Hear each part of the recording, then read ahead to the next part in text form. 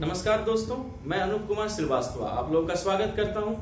तो बच्चे, मैं पिछली क्लास में आपको मैंने बताया कि भूमध्य रेखा पर सूरज की रोशनी सीधी पड़ती है, लेकिन फिर मैंने आपको बताया कि कुछ ऐसी दशाएं भी आती है। किसके कारण? परिक्रमण के कारण। यानी जब पृथ्वी सूरज के चारों तरफ घूमती है तो परिक्रमण के कारण कुछ ऐसी दशाएं आती हैं जब सूरज की रोशनी विषुवत रेखा या भूमध्य रेखा पर सीधी न पड़ के कहीं और पड़ जाती है। तभी तो बच्चे याद रखिएगा, तभी ऋतु का पता चलता है कि गर्मी हो रही है या सर्दी हो रही है।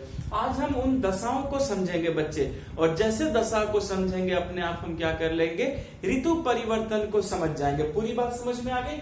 तो यहाँ सभी लोग केयर कीजिए। देखिए, सबसे पहले मैंने क्या लिखा है, दशाएं। मैंने आपको बताया था ना, कुछ दशाएं आती है।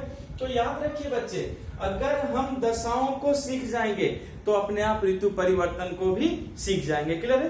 तो पहले मैं आपको ग्राफिंग बच्चे एक फॉर्मूला पर ये सारी चीजें सिखाऊंगा। फॉर्मूला के बाद मैं इसकी ग्राफिंग करके आपको शो करूंगा ताकि सारी चीजें आपको अच्छे से समझ में आए और हर एक चीज आपके दिमाग में बैठ जाए। तो चलिए बच्चे, मैं शुरू करता हूं। और जो सबसे पहली दशा है उस दशा का मैंने क्या नाम लिखा है, सभी बच्चे केयर कीजिएगा। मैंने लिखा है विषुव। और याद रखेंगे, विषुव को इंग्लिश में कहा गया है इक्विनॉक्स। आपको इंग्लिश शब्द को भी याद रखना है। कभी कभी कमीशन क्या करती है बच्चे, इंग्लिश को ही हिंदी में लिख देती है, तो हम ये गलती नहीं करेंगे अपनी क्लास में। चलिए देखिए बच्चे, मैंने सबसे पहले क्या लिखा है, विषुव। तो आपके दिमाग में क्या आया कि विषुव एक दशा है। पहले याद रखिएगा बच्चे, विषुव क्या है, एक दशा है। क्लियर है? चलिए हम आगे बढ़ाते हैं। तो बच्चे याद रखिएगा, विषुव कहता है कि मैं एक दशा हूं और मुझमें कौन है, तो याद रखना है कि मुझमें सूर्य की रोशनी है। सूर्य की रोशनी है। मैं फिर से बोल रहा हूं बच्चे, विषुव कहता है कि मैं एक दशा हूं, मुझमें कौन है, सूरज की रोशनी। कैसे पड़ रही है? सीधी पड़ रही है। कहां? ये हमें नहीं पता। क्लियर है? चलिए बच्चे फिर सीखिए।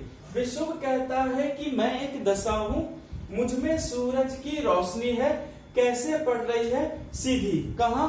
ये हमें नहीं पता। लेकिन जब हमारे भूगोलवेत्ताओं ने, वैज्ञानिकों ने खोज की कि कहां सूरज की रोशनी सीधी पड़ रही है, तो उन्होंने देखा कि ये जो रोशनी सीधी पड़ रही है ये पृथ्वी के किस भाग में पड़ रही है, मध्य भाग में। तो बच्चे अचानक याद आया कि जो मध्य भाग है वो तो 0 डिग्री लैटिट्यूड है। क्या है बच्चे? 0 डिग्री लैटिट्यूड है। और 0 डिग्री लैटिट्यूड को ही हम क्या कहते हैं? हम ये कहते हैं भूमध्य रेखा या विषुवत रेखा। पूरी बात समझ में आ गई? अब देखिए बच्चे, यहां से मैं कैसे क्वेश्चन जनरेट करता हूं और देखिए कैसे तुरंत क्लास में याद हो जाएगा। तो फिर से सभी बच्चे याद रखिएगा कि विषुव कहता है कि मैं क्या हूं, मैं एक दशा हूं, मुझमें कौन है, तो मुझमें सूरज की रोशनी है। कैसे पड़ रही है? तो सीधी पड़ रही है। कहां पड़ रही है बच्चे?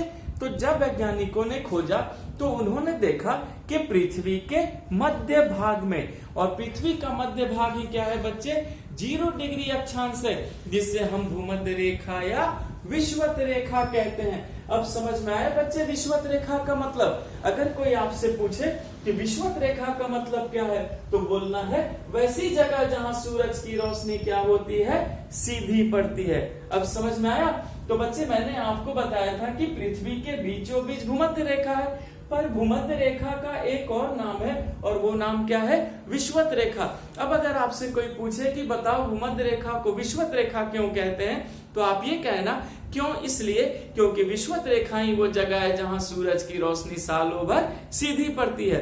और सूरज की रोशनी सालों भर सीधी पड़ती है, इस गुण के कारण ही बच्चे 0 डिग्री अक्षांश को क्या कहते हैं, हम विषुवत रेखा कहते हैं। पूरी बात समझ में आ गई? ठीक है, चलिए अब एक ग्राफिंग से इस चीज को सीखते हैं। तो बच्चे सबसे पहले याद रखिए, विषुव क्या है, एक दशा है। इसमें कौन है, सूर्य की रोशनी। कैसे पड़ी? सीधी। कहां? पृथ्वी के मध्य भाग में, या 0 डिग्री लैटिट्यूड में, या भूमध्य रेखा में, या विषुवत रेखा में। और हमें यह पता चल गया कि 0 डिग्री अक्षांश को विषुवत रेखा इसलिए कहते हैं क्योंकि यहाँ सूरज की रोशनी सालों भर क्या पड़ती है, सीधी पड़ती है। अब बच्चे एक 3D डायग्राम में मैं आपको एक मैप बनाता हूँ और इसे हम 3D डायग्राम में सीखते हैं। क्लियर है? ये देखिए बच्चे, ये बना दिया मैंने पृथ्वी और ये क्या बना दिया मैंने, सूर्य। अब आपके दिमाग में आ रहा होगा कि सर सूरज तो बहुत बड़ा है, तो लेकिन आपने सूरज को छोटा बना दिया और पृथ्वी को बड़ा बना दिया। याद रखिएगा बच्चे, मैं आपको अगली क्लास में यही सिखाऊंगा कि पृथ्वी से सूरज बहुत दूर है। उस दूरी के कारण हमें सूरज छोटा नजर आता है क्योंकि हम ऑब्जर्वेशन पृथ्वी के लिए कर रहे हैं, सूरज के लिए नहीं कर रहे हैं बच्चे, इसीलिए सूरज को छोटा शो किया गया है। क्लियर है? अच्छा, अब देखिए सूरज की रोशनी पृथ्वी पर आ रही है। यहाँ सभी बच्चे केयर कीजिए, आ रही है कहां पर ही, पृथ्वी के मध्य भाग में। तो बच्चे आप इसको ऐसे 3D के रूप में देखो, जैसे इस तरह से देखो बच्चे, एकदम 3D के रूप में देख रहे। मान लो ये थाली है और आप इसको ऐसे कर दो तो देखो एकदम सीधी पड़ रही है। ठीक, तो अब हमारे वैज्ञानिकों ने खेल खोजा कि ये कौन सी जगह है, तो उन्होंने कहा 0 डिग्री लैटिट्यूड, या इसे ही क्या कहा बच्चे, विषुवत रेखा। तो हमें पता चला कि विषुवत रेखा इसलिए कहते हैं क्योंकि यहाँ सूरज की रोशनी सीधी पड़ती है। अब यहाँ देखिए बच्चे, यहाँ क्या है, नॉर्थ पोल और यहाँ क्या है, साउथ पोल। अब जो मैं बोल रहा हूँ हाँ या ना में बताइए आप लोग, अगर सूरज की रोशनी विषुवत रेखा पर सीधी पड़ेगी तो क्या मैं कहूँ कि दोनों गोलार्धों में रोशनी का बंटवारा समान होगा।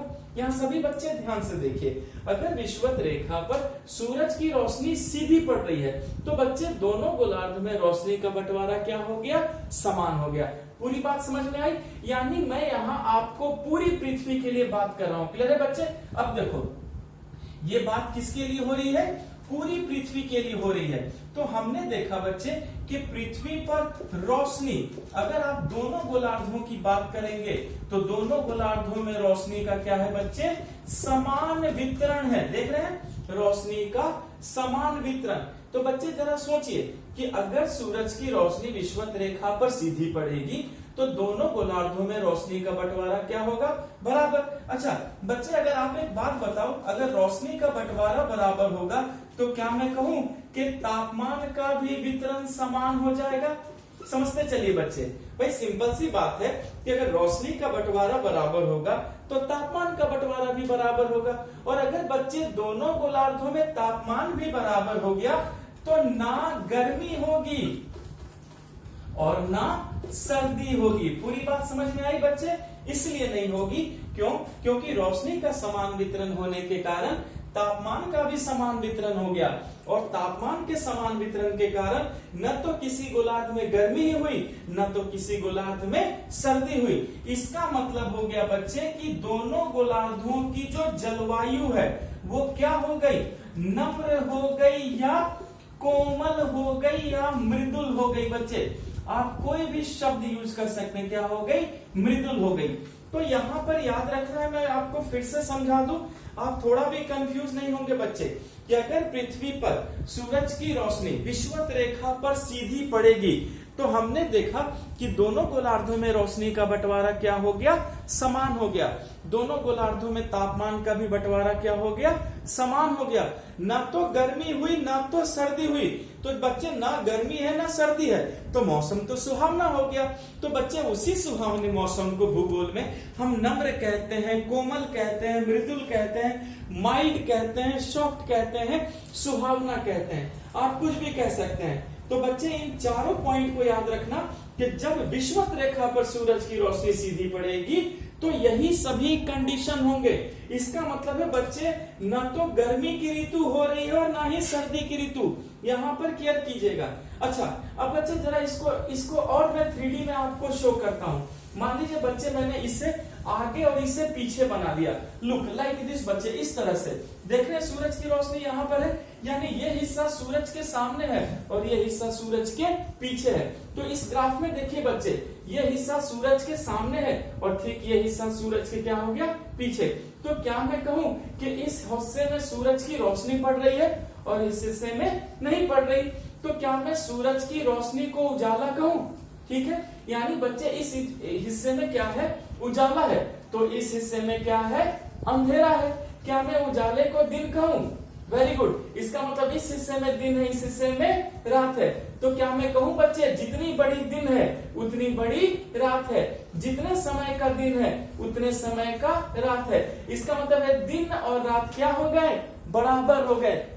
तो सभी बच्चे याद रखिएगा कि जब विषुवत रेखा पर सूरज की रोशनी सीधी पड़ेगी तो दोनों गोलार्धों में दिन एवं रात, दोनों गोलार्धों में दिन एवं रात की लंबाई क्या हो जाएगी बच्चे, बराबर होगी। पूरी बात समझ में आ गई। तो बच्चे आप भूलिएगा नहीं इसको, ये बहुत इंपॉर्टेंट है। ये क्वेश्चन आपसे पूछा जा चुका है कि बताओ पृथ्वी पर कहां सालों भर दिन और रात की लंबाई बराबर होती है। तो याद रखिए बच्चे, अगर क्वेश्चन आया कि पृथ्वी पर कहां सालों भर दिन और रात की लंबाई बराबर होती है तो तुरंत सोचना कि सर ने कहा है कि सूरज की रोशनी विषुवत रेखा पर सालों भर सीधी पड़ती है। और अगर विषुवत रेखा पर सालों भर सीधी पड़ेगी इसका मतलब है विषुवत रेखा पर सालों भर दिन और रात की लंबाई क्या हो जाएगी बच्चे, बराबर होगी। पूरी बात समझ में आ गई। तो भूलेंगे नहीं, ये बहुत इंपॉर्टेंट बात है कि जब विषुवत रेखा पर सूरज की रोशनी सीधी पड़ेगी तो सालों भर दिन और रात की लंबाई क्या हो जाएगी, बराबर हो जाएगी।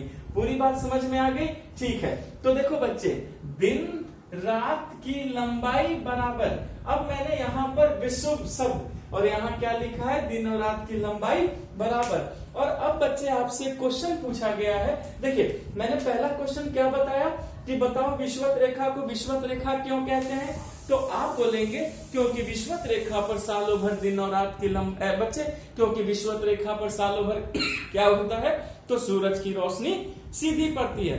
तो जब विषुवत रेखा पर सूरज की रोशनी सालों भर सीधी पड़ती है इसलिए हम उसे विषुवत रेखा कहते हैं। और अगर आपसे पूछेगा कि विषुव का मतलब बताओ, किसका मतलब बच्चे, विषुव का मतलब बताओ, तो सीधे कहना दिन और रात की लंबाई बराबर। पूरी बात समझ में आ गई। तो देखिए यहां मैं लिख देता हूं बच्चे, आपसे पूछा गया है विषुव का अर्थ क्या है। तो अब अगर आपसे पूछा जाए कि विषुव का अर्थ क्या होता है बच्चे, तो सीधे कहना समान दिन एवं रात, ये होता है बच्चे विषुव शब्द का अर्थ। तो ये बहुत इंपॉर्टेंट है। अगर आपसे पूछा गया कि बताओ विषुव शब्द का मतलब क्या है, तो आप कहना कि जब दिन और रात की लंबाई बराबर हो उसे ही क्या कहते हैं, विषुव कहते हैं। और दिन और रात की लंबाई बराबर कब होगी, जब सूरज की रोशनी विषुवत रेखा पर क्या पड़ेगी, सीधी पड़ेगी। पूरी बात समझ में आ गई बच्चे। और अगर सीधी पड़ गई तो यहाँ पर जो मैंने लिखा इस बात को याद रखिएगा। आपसे फैक्ट पूछे, कॉन्सेप्ट पूछे बच्चे, किसी भी तरह का प्रश्न आप तुरंत बना सकते हैं। मैंने ऐसे आपको फॉर्मूले पे सिखाया है, क्लियर है। तो मैं आपको फिर से बता दूं कि विषुवत रेखा को विषुवत रेखा क्यों कहते हैं, तो आप बोलेंगे क्योंकि यहाँ सूरज की रोशनी सालों भर सीधी पड़ती है। और अगर आपसे पूछा गया कि विषुव शब्द का मतलब बताओ, तो सीधे कहना कि जब दिन और रात की लंबाई क्या होगी, बराबर होगी। और दिन और रात की लंबाई बराबर कब होगी बच्चे, जब सूरज की रोशनी विषुवत रेखा पर क्या पड़ जाएगी, सीधी पड़ जाएगी। यहाँ पूरी बात आपको समझ में आ गई। चलिए अब देखते हैं बच्चे, मैं मिटाता हूँ और अब पता करते हैं कौन कौन सी ऋतु बनेगी और ये कंडीशन कब होगा, क्योंकि हमें दशाओं को देखना है, क्लियर है। चलिए यहाँ सभी बच्चे क्लियर कीजिए और बहुत इजी है, हम तुरंत चीजों को अभी सीखेंगे, स्पष्ट है। तो बच्चे मैं यहाँ जो डेट बताऊंगा वो आप सभी बच्चों को याद होना चाहिए, आप कंफ्यूज नहीं होंगे। तो बच्चे इसका, इस दशा का जो पहला तारीख है हम उसे कहते हैं 21 मार्च। और बच्चे याद रखिएगा मार्च में हमारे यहाँ जो ऋतु होती है वो क्या होती है, बसंत होती है। और बसंत लिखकर हमने क्या लगा दिया, बसंत विषुव। तो सभी बच्चे याद रखिएगा कि 21 मार्च वो तिथि है जब सूरज की रोशनी वैसे तो सालों भर भूमध्य रेखा पर सीधी पड़ती है बच्चे, ये फिक्स है। लेकिन 21 मार्च वो ऋतु है बच्चे, वो दिन है जब विषुवत रेखा पर सूरज की रोशनी एकदम सीधी पड़ेगी, कहीं इधर उधर नहीं जाएगी। तो कौन सी ऋतु हो गई, बसंत ऋतु। तो बच्चे आप ही सोचिए, क्या बसंत ऋतु में हमें बहुत गर्मी लगती है, क्या हमें सर्दी लगती है? नहीं बच्चे, न तो बसंत ऋतु में गर्मी लगती है और ना तो सर्दी लगती है। क्यों? इसलिए क्योंकि सूरज की रोशनी विषुवत रेखा पर सीधी है और दोनों गोलार्धों में रोशनी का बंटवारा क्या है, बराबर है। तभी तो जलवायु नॉर्मल है, इसलिए हम इसे सुहावना मौसम कहते हैं। तो तो बच्चे हम और आप लिविंग हैं, जीवित हैं, सजीव हैं, तभी हम मौसम को महसूस करके सुहावना कहते हैं। क्या प्रकृति में पेड़ पौधे, वनस्पति, क्या ये जीवित नहीं है? तो बच्चे अगर ये मेरे लिए सुहावना है तो पेड़ पौधों के लिए भी तो सुहावना है। तो बताएंगे कि नए पत्ते, पौधे, फूल सब कब खिलते हैं? बसंत ऋतु में, तभी तो बसंत को ऋतुओं का राजा कहते हैं। तो याद रखना है बच्चे कि 21 मार्च को क्या हो गया? बसंत विश्व, एक ऋतु मिल गई। अच्छा, अब आगे बढ़ते हैं बच्चे। अगली तारीख है 23 सितंबर। क्या है? 23 सितंबर। और बच्चे सितंबर में जो होता है क्या होता है? शरद होता है। और हमने शरद को ही बच्चे पतझड़ भी कहते हैं। क्या कहते हैं? पतझड़। और ठीक मैंने इसके आगे क्या लगा दिया? विषुवत। तो बच्चे याद रखिएगा कि वैसे तो सूरज की रोशनी विषुवत रेखा पर सालों भर सीधी पड़ती है, लेकिन 21 मार्च और 23 सितंबर ये दो ऐसे तिथि हैं बच्चे कि जब वो सिर्फ और सिर्फ विषुवत रेखा पर ही सीधी पड़ी है। तो 21 मार्च को बच्चे बसंत विषुव और 23 सितंबर को क्या हो गई? शरद विषुव। तो देखिए बच्चे, सोचिए कि मार्च में क्या होता है? सर्दी खत्म हो गई और गर्मी शुरू होने वाली है। देखो बीच का वक्त है। अब सितंबर में देखिए बच्चे, गर्मी खत्म हो गई है और शीत ऋतु शुरू होने वाली है। तो ये भी बीच का फेज है। तो ये बसंत ऋतु और ये शरद ऋतु। और मैंने इसमें क्या लगा दिया? विषुव। और इस समय मौसम क्या होता है? सुहावना होता है, क्योंकि विषुवत रेखा के ऊपर सूरज की रोशनी क्या है बच्चे? सीधी है। और दोनों गोलार्धों में रोशनी का बंटवारा क्या है? बराबर है। यहाँ आपको पूरी बात समझ में आ चुकी है। तो चलिए बच्चे, हमने यहाँ 2 ऋतु तो सीख लिया। कौन कौन सा ऋतु मिला हमें? एक बसंत ऋतु मिला बच्चे, यहाँ केयर कीजिएगा, बसंत ऋतु मिला। और दूसरा शरद या पतझड़ मिला। एक 21 मार्च को मिला और दूसरा कब मिला? 23 सितंबर को। तो बच्चे केयर कीजिए कि वैसे ऋतु तो 4 है, एक गर्मी की ऋतु और एक सर्दी की ऋतु। तो अभी मुझे बसंत ऋतु और शरद ऋतु मिला है, पर न तो मुझे गर्मी की ऋतु मिली है और न ही मुझे सर्दी की ऋतु मिली है। तो बच्चे अब हमें गर्मी और सर्दी ऋतु को देखना है, लेकिन इससे पहले एक बात सोचिए। हम अपनी सोच से बच्चे आंसर बना लेंगे। क्लियर है कि गर्मी ऋतु का मतलब सूरज की रोशनी ज्यादा या कम? तो हम क्या कहेंगे? जाहिर है ज्यादा, यानी जब सूरज की रोशनी ज्यादा होगी तो गर्मी लगेगी। अच्छा, अगर सूरज की रोशनी कम हो गई तो सर्दी लगेगी। तो बच्चे, अगर सूरज की रोशनी को ज्यादा और कम होना है, इसका मतलब है कि सूरज की रोशनी भूमध्य रेखा पर या विषुवत रेखा पर सीधी नहीं पड़ रही है। अगर विषुवत रेखा पर सीधी पड़ती तो दोनों गोलार्धों में रोशनी का बंटवारा क्या हो जाता? बराबर हो जाता। यही तो होता। इसका मतलब क्या है बच्चे?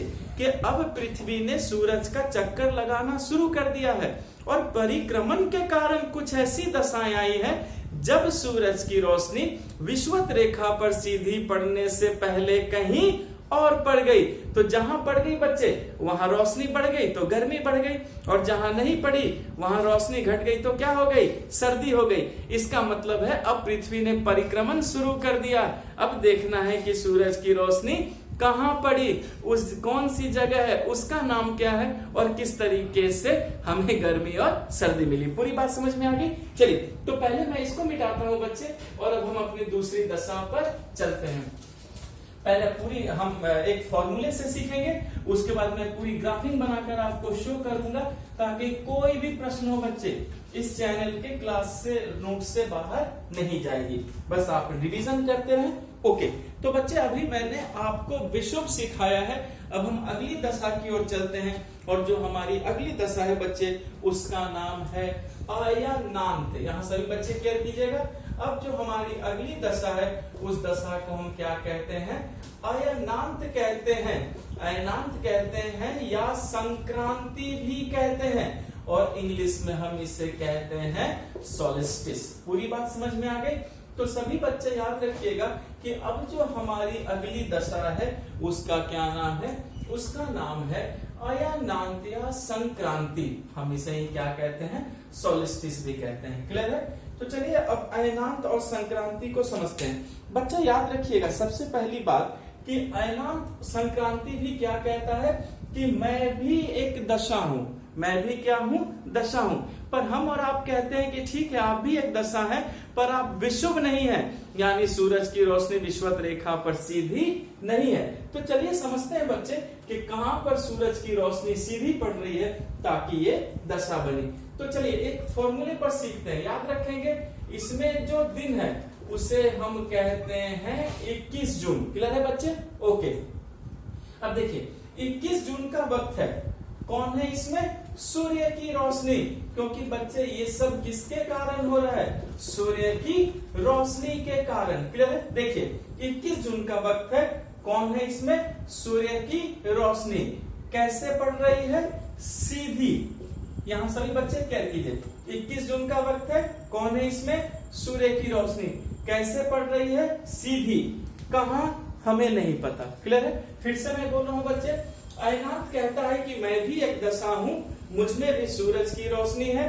कैसे पड़ रही है? सीधी। कहां? ये हमें नहीं पता। अब बच्चे याद रखिए, परिक्रमण शुरू हो चुकी है। अब सूरज की रोशनी भूमध्य रेखा पर सीधी पड़ने से पहले कहीं और पड़ गई है। अब हमारे वैज्ञानिकों ने खोजना शुरू किया कि आखिर वो कौन सी जगह है जहां पर सूरज की रोशनी क्या पड़ गई है? सीधी पड़ गई है। पूरी बात समझ में आ गई बच्चे? ठीक है। तो अब वैज्ञानिकों ने खोजा तो वो जगह उन्होंने पाया 23.5 डिग्री नॉर्थ लैटिट्यूड। क्या बच्चे? 23.5 डिग्री नॉर्थ लैटिट्यूड यानी उत्तरी अक्षांश। तो ये कहते हुए हम किस गोलार्ध में आ गए? उत्तरी गोलार्ध में। इसका मतलब क्या है बच्चे कि 23.5 डिग्री नॉर्थ लैटिट्यूड यानी उत्तरी अक्षांश, यानी के उत्तरी गोलार्ध। तो हमने देखा कि 21 जून को सूरज की रोशनी भूमध्य रेखा पर सीधी पड़ने से पहले 23.5 डिग्री नॉर्थ लैटिट्यूड उत्तरी गोलार्ध पर सीधी पड़ गई। क्लियर है बच्चे? अब हमारे वैज्ञानिकों ने कहा कि लो यहाँ पर सूरज की रोशनी क्या हो गई? सीधी पड़ गई। तो बच्चे अब हमें सोचना है कि इस जगह को वैज्ञानिक क्या नाम दें। क्लियर है? तो बच्चे अब हमारे वैज्ञानिकों ने इसी जगह को एक नाम दिया, और वो क्या नाम दिया? कर्क रेखा। क्या नाम दिया बच्चे? कर्क रेखा, जिसे हम कहते हैं ट्रॉपिक ऑफ कैंसर। अब पूरी बात समझ में आई बच्चे कि कर्क रेखा कैसे बना? याद रखना है कि कर्क रेखा ही वो जगह है जहां सूरज की रोशनी भूमध्य रेखा पर सीधी पड़ने से पहले सीधी पड़ गई थी। इसका मतलब है बच्चे कर्क रेखा की जिम्मेदारी पृथ्वी की नहीं, सूरज की है। कर्क रेखा ही वो जगह है जहां सूरज की रोशनी पहले सीधी पड़ गई। पूरी बात समझ में आ गई बच्चे? चलिए अब हमने कर्क रेखा को भी बखूबी सीख लिया। यानी 21 जून है, सूर्य की रोशनी सीधी पड़ी 23.5 डिग्री नॉर्थ लैटिट्यूड, और इसे ही हमने क्या कहा? कर्क रेखा। अच्छा बच्चे अब बताओ हम किस गोलार्ध में आ गए? अब हम आ गए उत्तरी गोलार्ध में। तो यहाँ पर सभी बच्चे याद रखिएगा कि अब हम जो भी बात करेंगे वो किस गोलार्ध के लिए करेंगे? उत्तरी गोलार्ध के लिए। और उसका उल्टा किधर चला जाएगा? दक्षिणी गोलार्ध में। इस बात को सभी बच्चे याद रखिएगा कि अब हम जो भी बात करेंगे वो उत्तरी गोलार्ध के लिए करेंगे, और ठीक जब आप उसका उल्टा सोचेंगे बच्चे तो वो किस गोलार्ध में आ जाएगा? वो दक्षिणी गोलार्ध में आएगा। पूरी बात समझ में आई? ठीक है। तो अब देखो बच्चे 23.5 डिग्री नॉर्थ लैटिट्यूड पर सीधी पड़ी। अब हम किस गोलार्ध में आ गए? उत्तरी गोलार्ध में।